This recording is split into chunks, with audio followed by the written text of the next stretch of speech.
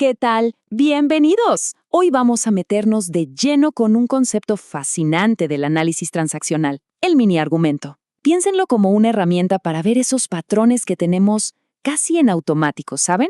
Esas reacciones que dictan lo que hacemos y que nos llevan por caminos que, la verdad, no siempre elegimos de forma consciente. Vamos a ver de qué se trata. A ver, ¿se han preguntado por qué a veces, aún sabiendo que algo no nos hace bien, vamos y caemos en lo mismo una y otra vez? Es como si tuviéramos un director invisible que nos grita acción y de repente, sin pensarlo, actuamos un papel que nos lleva a un final que ya conocemos y que casi siempre duele. Esa es justo la pregunta que vamos a intentar responder hoy. Y para que esto no se quede en pura teoría, vamos a seguir el caso de Ana María.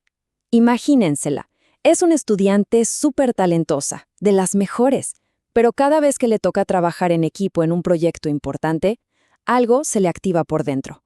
Una presión, una voz que la termina metiendo en un ciclo de autosabotaje. La historia de Ana María va a ser nuestro mapa para entender el mini argumento. Y aquí la tenemos, la definición formal de Tybee Keller. Pero fíjense en el detalle clave, lo que está en el corazón de todo esto. Es una secuencia de conductas observables segundo a segundo. Ojo, esto es importantísimo. No hablamos de un plan de vida abstracto que está por ahí flotando. No, es un proceso, un programa que corre en tiempo real y que o nos refuerza un guión negativo o nos ayuda a mantenernos bien. Entonces, para que quede súper claro, el argumento, con mayúscula, es el qué, es el gran plan de vida inconsciente que se nos formó en la infancia. Pero el mini argumento es el cómo.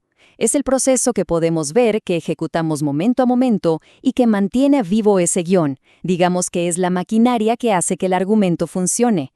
Entender esta diferencia es la clave de todo.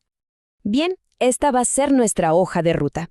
Primero, vamos a entender bien qué es este guión en miniatura. Después, vamos a analizar sus 5 motores, que llamamos impulsores. Luego veremos la espiral negativa a la que nos pueden llevar y, lo más importante, cómo se puede detener ese programa. Y al final, veremos cómo estos patrones se ven en el día a día.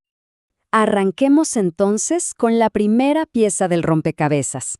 Los 5 impulsores. Piénsenlos como los motores de nuestro guión. Son como mensajes que se nos grabaron casi siempre en la infancia y que, irónicamente, al intentar ayudarnos, nos empujan directo a nuestro guión negativo. Son, literalmente, la puerta de entrada a la secuencia que vamos a desmenuzar. El primero de la lista, sé perfecto. Este impulsor nace de una exigencia brutal por la perfección y el detalle. A simple vista suene bien, ¿no?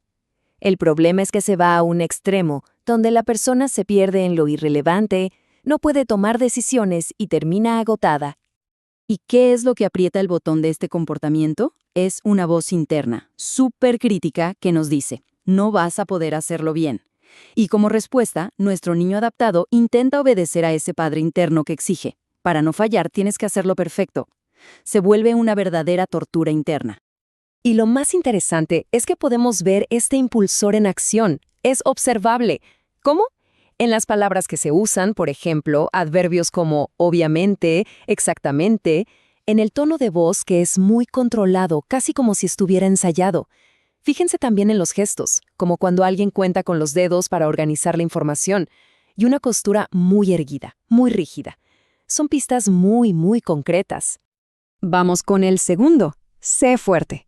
Aquí la onda es reprimir y esconder las emociones, especialmente las que se consideran débiles, como el miedo o la tristeza. La persona que está bajo este impulsor evita a toda costa pedir ayuda y busca ser independiente hasta un punto que no es sano. La descalificación interna es clarísima. No debes mostrarte débil.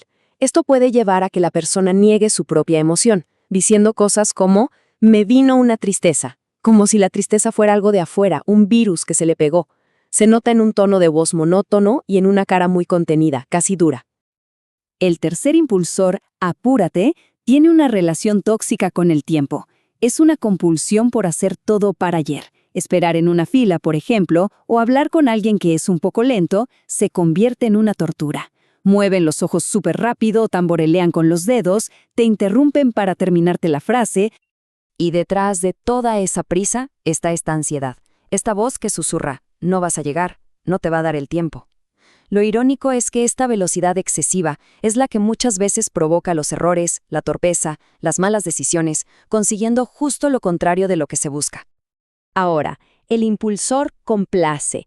Este se activa frente a otras personas y hace que el individuo se olvide por completo de sus propias necesidades para que los demás se sientan bien. La regla número 1 es, ni se te ocurra decir que no. Viven buscando la aprobación de todo el mundo.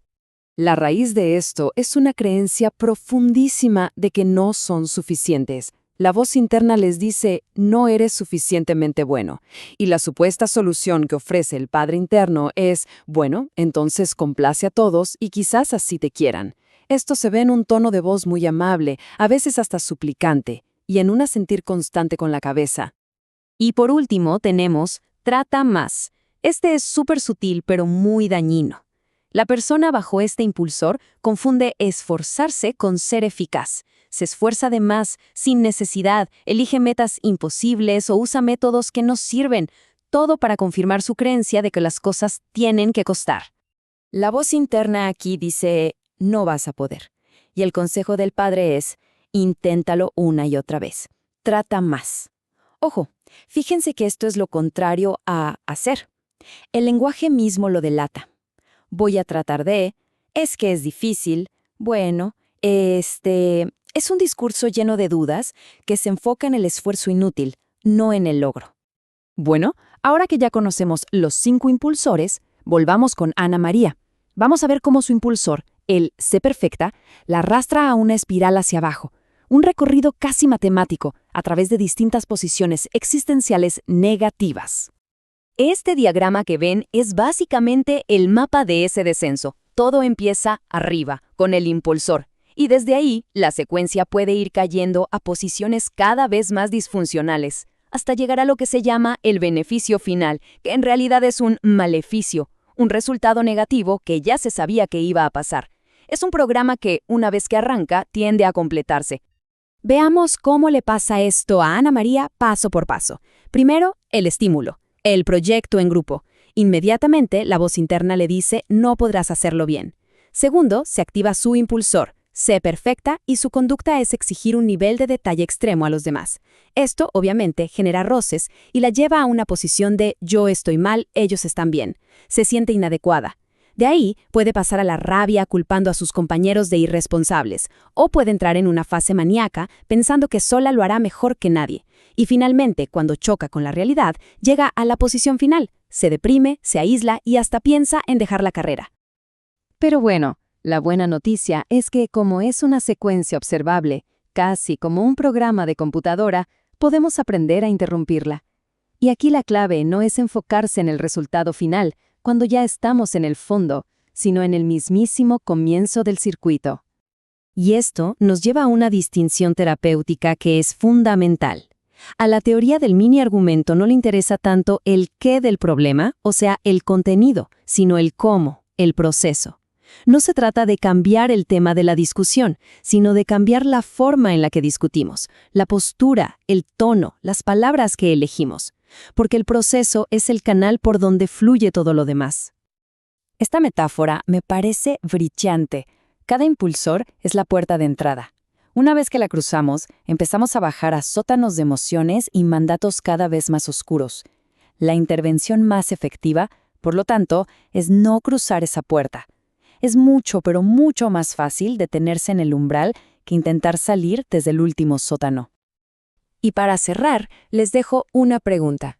Con esta información, con estos patrones de conducta, estas frases y gestos, ¿cuál es la puerta por la que se suele entrar más a menudo?